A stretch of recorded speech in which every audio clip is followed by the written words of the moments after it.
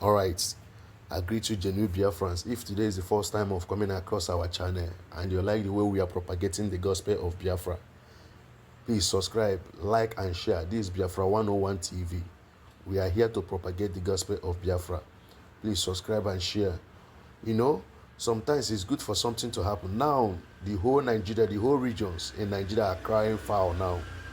It seems it's somehow better because I could remember when MNK was lamenting about this very issue, about this very Fulani menace that is going on in that damnation. Some said he's a warmonger.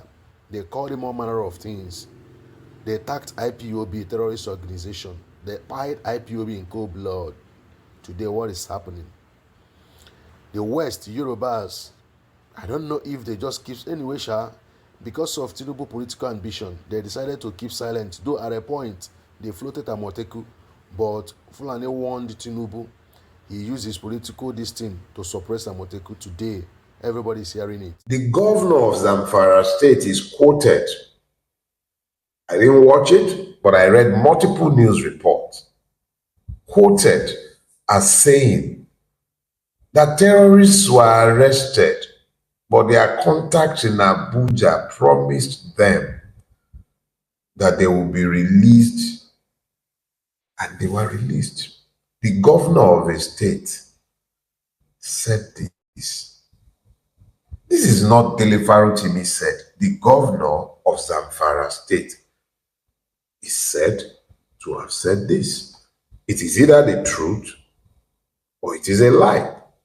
And until that governor comes out to deny it, and he has said similar things in the past, it must be taken as the truth. What kind of country operates such horrible double standards? But people are being rounded up in Uromi. Rightly so. Why some persons have the powers of impunity. Jackson had just been sentenced to death for exercising his right to self-defense in his own farm after being stabbed multiple times in his own farm. And you say this country that is operating this kind of blatant double standard, occasioning blatant injustice will survive. Welcome back, everyone, and happy Sunday to you all. So, my people, Dele Farotimi has dropped another bombshell concerning the state of Nigeria, especially these numerous killings from Fulani herdsmen. Like every state now is experiencing killings from bandits, terrorists, Fulani herdsmen, and the Nigeria government is so quiet, so silent that we don't even understand what is going on. Like Nigerians are kind of confused. If Nigeria government cannot protect its citizens, it means that we don't have government, let alone country. Because right now in Nigeria, Nigerians are providing security for themselves, light, water, like name it. Tell me one thing that Nigeria government is providing for Nigerians. This is the reason why Dele Farotimi said in this particular video that Nigeria is designed to fail. And this is exactly the direction we are heading to. Nigeria is already a fair country, my people. Nigerians are running away from Nigeria because they have realized that Nigeria government is not capable of protecting them. Even when you try to protect and defend yourself from these terrorists, Nigeria government will charge you. You're going to be killed by hanging. A country where terrorists are protected by government, but citizens will be charged to court and even killed by hanging just because they try to protect themselves. Chai! My people, let me allow you guys to listen to hear everything Dele Farotimi said in this particular video. You guys know that Dele Farotimi know their hard mouth. He always said it as it is and speak through to power. Just take a listen and hear everything that he said here. But before then, please don't forget to subscribe if you haven't. Share the video, give it a like, and also leave your thoughts in the comment section. Through comment, we all learn as well. Thank you so much for doing so. He is from Bokos. So he forwarded the heart-rending story of a young girl from one of the Bokos villages, a eyewitness account of how a father and a brother were butchered on their farm. That's part of the week that was. But like almost every other week that has been in Nigeria in recent times, and it didn't begin with Pulaba. This is not about partisanship. The reality is that the pain of being a Nigerian, the very effort to stay alive, is becoming quite draining, you know. So I read that account. I just finished reading it before coming on here, and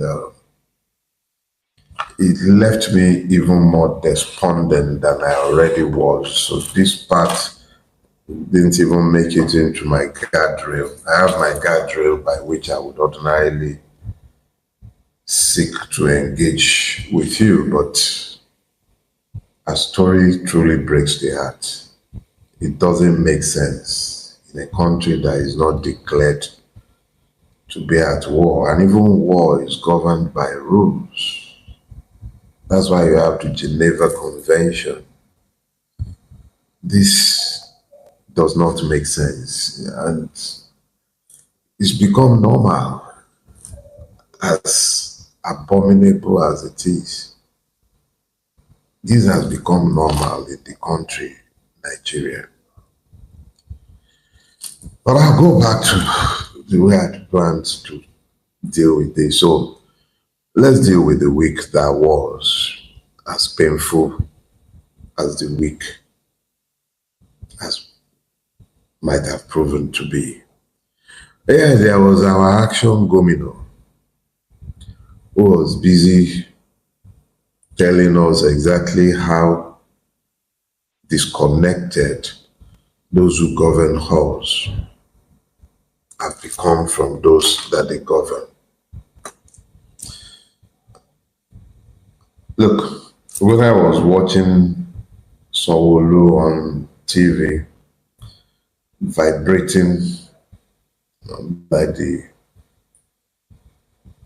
work site, speaking pointless Dogun-Turenchi to cover what was patently a show of institutional incompetence.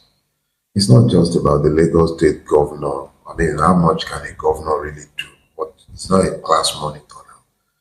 He is meant to focus on the bigger job of envisioning and ensuring that everybody will do as they're meant to do. But what happened? The entire system failed. At least Umahi was decent enough to heap the blame on some other person instead of admitting to the systemic nature of the failing. The week that was, my driver who was sent to Lagos Island didn't return home until minutes to 4 in the morning. I had neighbors who slept in the traffic. Nobody got fired for it. Absolutely nobody. Like some skit makers ended up asking, what do you want to define for Lagos Island? That's the extent of the way the government sees us. But how can I talk about the week that was and forget action woman Natasha? Hell had no fury, like a woman scorned. I wouldn't want to be a Fabio at a time like this. It's bad enough that they've done a fantastic job of showing us the extent of putrefaction that has overtaken our system, because that should be the extent of our interest in these squabbles. Shouldn't extend beyond that. If you notice, Simi, I'm told, is busy looking for soft landing, somebody to cut a deal with him or Bulaba. He's not interested in the noise that you guys were making when you thought he was a proxy in your war with Wike. They're not send you. It was a family quarrel. They'll find a way to settle it within the family. It was never about the people of Rivers. Oh yeah, I'm told your president has traveled to his other country to go and play with his best friend, since you guys are always noisemakers, and he needs to assess exactly how much wonder he has performed in the 2 years in which he has afflicted you. And that assessment is best carried out in France, you see. And then I heard this Akama this morning, this was breaking. They're going to build you over 8,000 primary healthcare centers. I say, yeah, right. I see the ones they built in Lagos in the last 26 years. Believe that and you believe anything. They're going to build you a castle in the sky. Wait for it. It's coming. Yeah? I must again jump quickly to something that might seem completely unrelated to us, but it's very, very much related to us. The Trump juggernaut. The world is changing. That is the stark reality. The world is changing at an alarming pace. And these would have consequences. Nigeria is a country that already charges, I think, 100% interest. 100%. No, not interest, tariff, duty you pay on any imported vehicle. So the entire middle class has been rendered incapable of buying cars any longer, at least not brand new ones. And the used ones are not necessarily even any cheaper, really.